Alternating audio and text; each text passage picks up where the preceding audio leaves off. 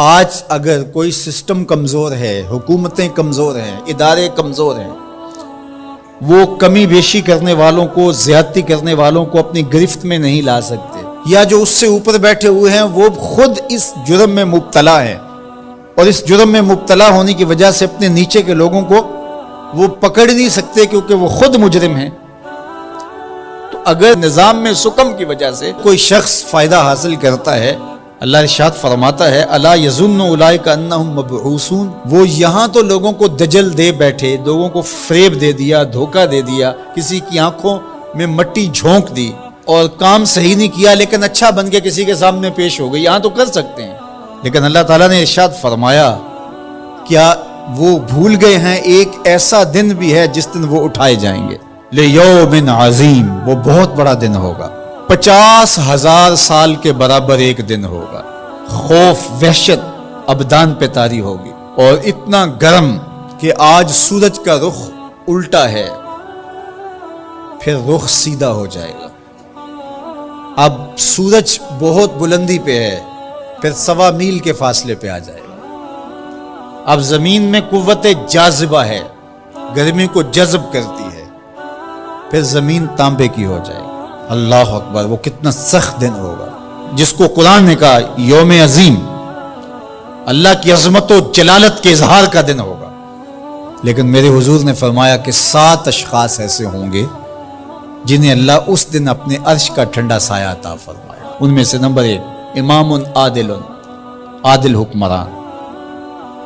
جو انصاف کے تقاضوں کو بہر صورت پورا کرتا ہے اگرچہ قریبی ہی کیوں نہ ہو۔ دوسرا شخص وشاب نشأ فی عبادت اللہ، وہ جوان جس کی جوانی اللہ کی عبادت میں گزری۔ آج تو میرے جوان کی جوانی سوشل میڈیا پہ گزر رہی ہے، آج میرے جوان کی جوانی تو گلیوں چوکوں اور بازاروں میں گزر رہی ہے۔ تیسرا شخص وَرَجُلٌ قَلْبُهُ مُعَلَّقٌ بِالْمَسَاجِدِ، وہ آدمی جس کا دل مسجدوں سے جڑا رہتا ہے، مسجد سے نکلنے کو جی ہی نہیں چاہتا۔ کتنے خوش نصیب لوگ ہیں جو مسجدوں کے ساتھ جڑے ہوئے ہیں۔ ایک روایت میں فرمایا جس شخص کو مسجد کی دیکھ بھال کرتے دیکھو، مسجد کی صفائی کر رہا ہے،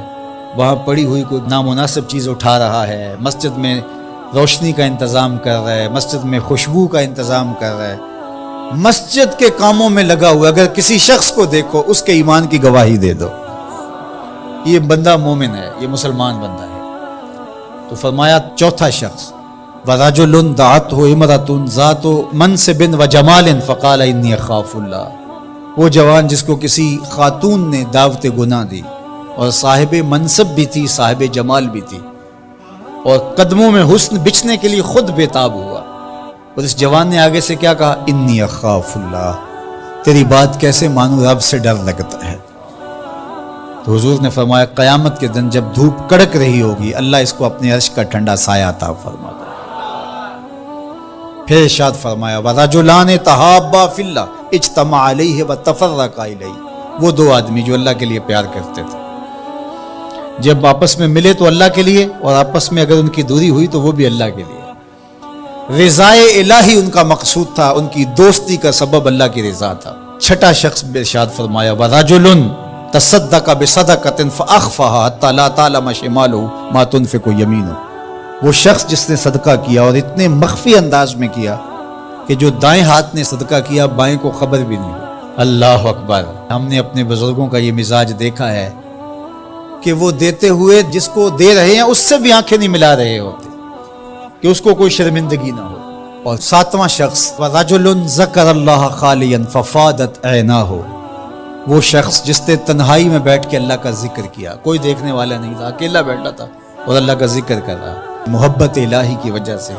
اس کی آنکھوں میں آنسو امڈ آئے۔ تو میرے اور آپ کے آقا و مولا فرماتے ہیں قیامت کے دن جب کوئی سایہ نہیں ہوگا اللہ اسے اپنے عرش کا ٹھنڈا سایہ عطا فرمائے۔ اللہ ہمیں رحمت للعالمین کا صدقہ جہنم کی سختیوں سے نجات عطا کرے اور ایسے اعمال بجا لانے کی توفیق دے جو جنت کے راستے کا سبب بنے اور جہنم سے آزادی کا مجدہ جاں